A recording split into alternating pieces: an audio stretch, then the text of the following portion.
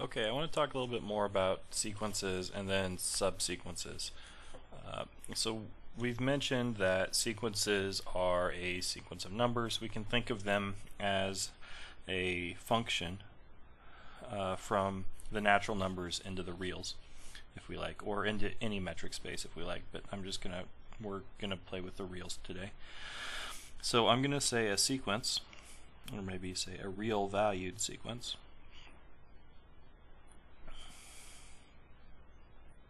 is a function f mapping the natural numbers into the reals. Okay, so when I have a function mapping the naturals, there's naturally an order on the inputs, right? There's a first input and a second input and a 50th input, and that's what makes this a sequence. Okay, so a subsequence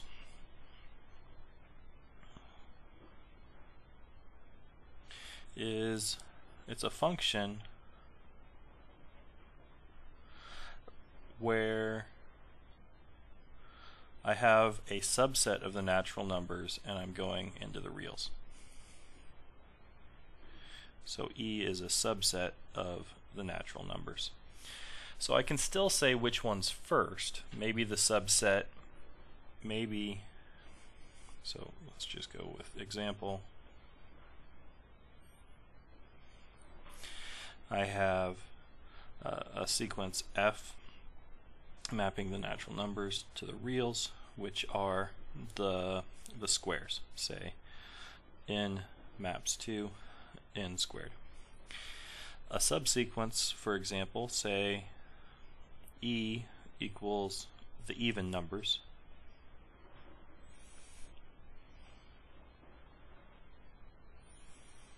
even natural numbers, so intersect naturals. Okay, then a subsequence F mapping E to R would look like, well, it's still going to take n and it's still going to send it to n squared, but this one goes 1, 4, 9, 16, 25, etc., right? This one goes 4, 16, 36, 64, etc. So I can find this sequence in the right order inside my first sequence. That's what makes it a subsequence. I can also kind of think of it this other way, and that's also a useful way to do it. This is just kind of notationally nice. So we can also think of a subsequence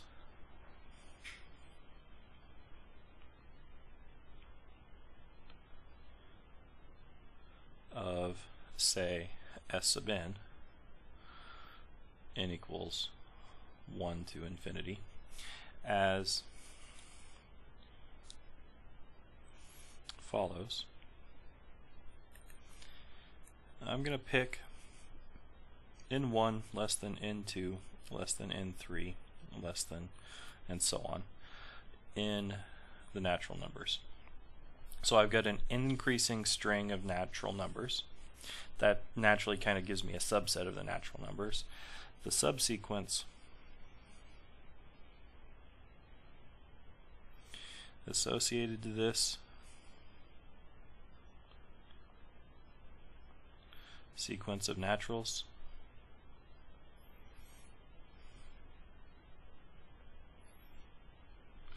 is S sub ni. So the first one is S sub n1, then S sub n2, and so on. Okay, so there's kind of two different ways to think about it. The book uses the second way most often. Notationally, it's just a little easier to write and to think about, in my head, the first way. Okay, so let's prove a theorem about subsequences.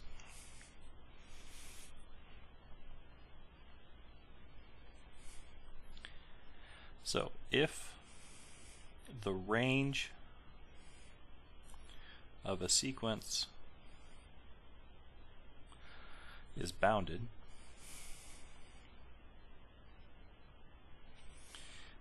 then there is a convergent subsequence. Alright, so a sequence doesn't necessarily have to be convergent. It could diverge to infinity, it could just bounce around forever, like +1, -1, +1, -1. But if the range is bounded, as in the +1, -1 thing, I can take a convergent subsequence. I could take all of the 1s, and that would give me a convergent subsequence. Or I could take all of the -1s, and that would give me a convergent subsequence. So as long as the range is bounded, I can find a convergent subsequence. Let's prove this. Okay. So if the range is finite, so there's just a finite number of values in the sequence, so like the +1, -1 only has 2 different values in the sequence. As long as there's a finite number, I'm trying to stick an infinite number of sequence points into a finite number of values. One of those values is going to be infinite.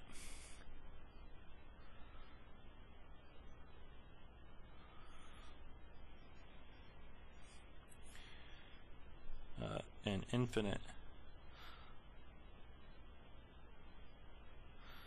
number of sub-n's associated to it.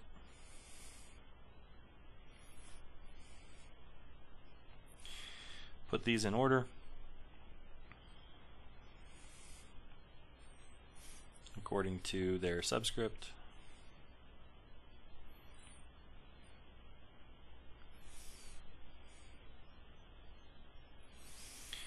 And we get an infinite sequence of constant value, so it converges to said constant value.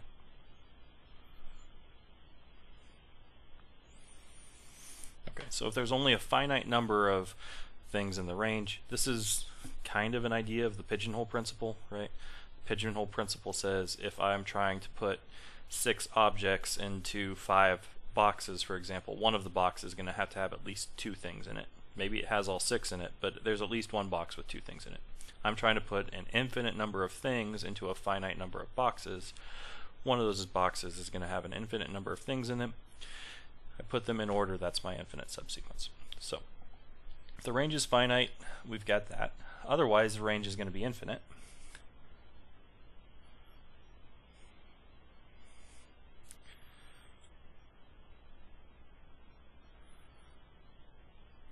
Okay, and by assumption, the range is bounded.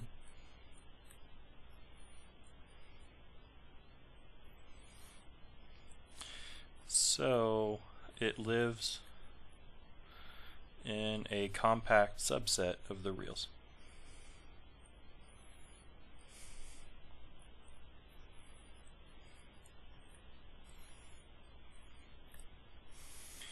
Okay.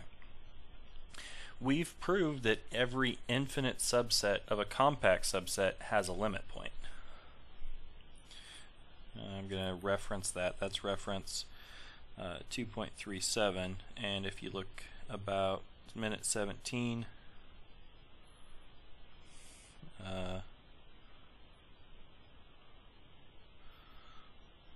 and 40 seconds in the video on intersections of compact sets, I prove 2.37.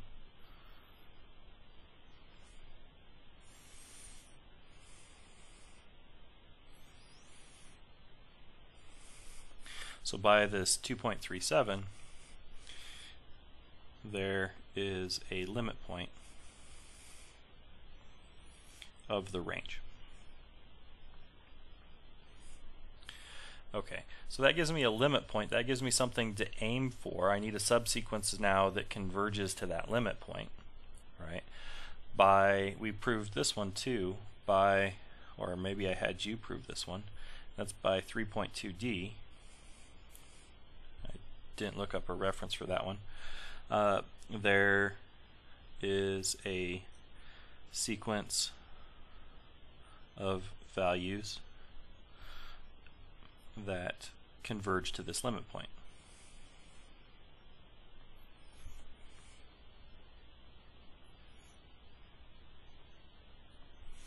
Okay, I don't know what order that sequence comes in though. It's probably not going to be in the same order that it shows up in our original S sub n. So I'm going to have to get rid of a bunch of them. So say it's S sub 5, S sub 5 1,932,318, and then it's S sub 62, and so on. I don't know what order these come in, but it is a sequence that converges to this limit point. Okay, I need to pick out an order of them. So I need to pick out an increasing subset of these, and I can always do that. So I'll start with S5, and then I'll find the next number that has a bigger subsequence, or a subscript. So S5, and then I go to S5 1,932,318. So I skipped a whole bunch in between here, and then maybe the next 1,000 of them are all less subscripts than 5,932,318. So I'll just skip over those, and I'll find the next one that has a number that's bigger than 6 million, say. So maybe I find 6,000,001. I get that right? Yep, 6,000,001. And then I skip over a whole bunch more, and I find the next bigger one. This is still a subsequence, and now this is a subsequence. This is a subsequence of a sequence that converges to that limit point, and it's a subsequence of our original sequence. This gives what we needed, and we're done. Right? I've proved that there's a limit point and there's a subsequence that converges to it for the infinite set and for the finite set, so the range always has a convergent subsequence. Alright. I want to do one more theorem here. So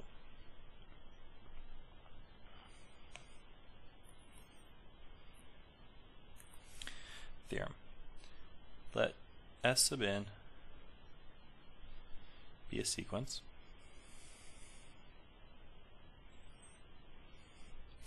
okay, and E be the set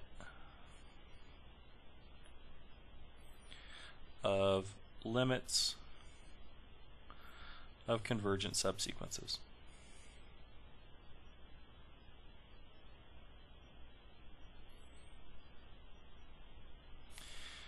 Then E is closed.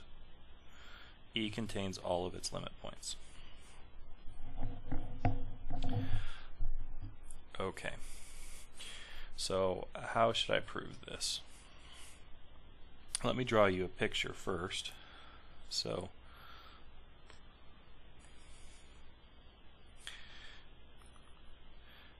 this is at infinity. This is where the limit points exist. Okay, so I've got this sequence, and it can do all kinds of crazy things. Right? But there's subsequences in here. Maybe this guy, this guy, this guy, this guy, this guy, this guy, this guy. I kind of come in here, and it converges, this red subsequence converges to that point. And maybe I find a green subsequence in here.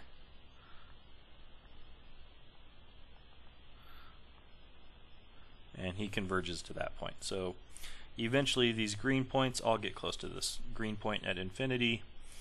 We'll do another one, say these pink points.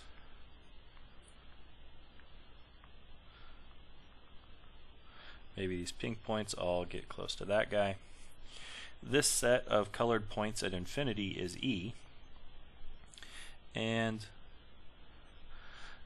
what this says is if I've got a bunch of colored points that get close to each other, say I've got all of these colored points in here, but I don't have that, that can't happen, right?